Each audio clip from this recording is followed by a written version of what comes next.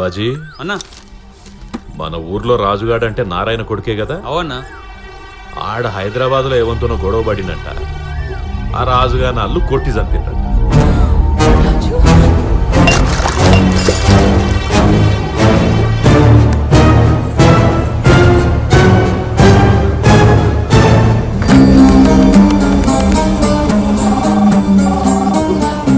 రాజు నువ్వానే ఉన్నావా?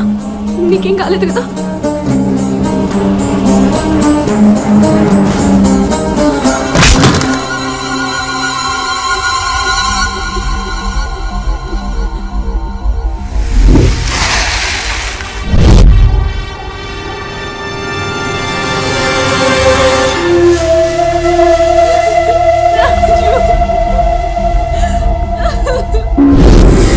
ఈ ఊర్లో ప్రేమిస్తే చావే అని తెలిసినా ప్రేమించినావంటే మంచిగానే ధైర్యం చేసినవురా రాజు. ఆ ధైర్యంతోటేనా నా మేనకోడల్ని ప్రేమించినావు? ఉట్టి గుర్తొస్తే గుండెల్లో భయం పుట్టాలి గాని ప్రేమ కాదు.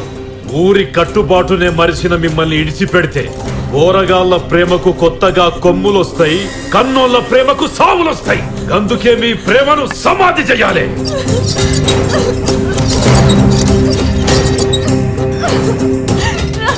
వీళ్ళ ప్రేమను ఒప్పుకునేటోళ్ళు ఆ తాడు పట్టుకొని కాపాడుండ్రి.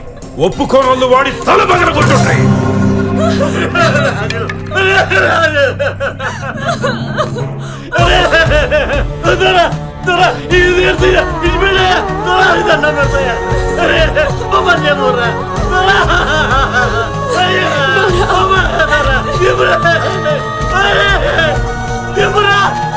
రాజు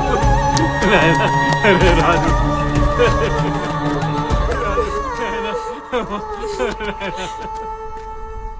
నన్ను క్షమించు బాబా.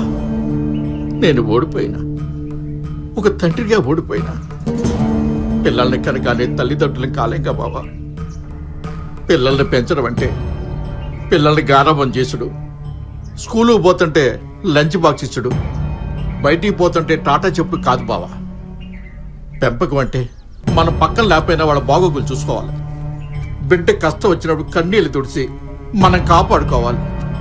కానీ నేను ఆ పని చేయలేకపోయినా. నేను ఓడిపోయినా బావా. నేనే కాదు బావా, నువ్వు కూడా ఓడిపోయినావు. మనందరం ఓడిపోయినావు.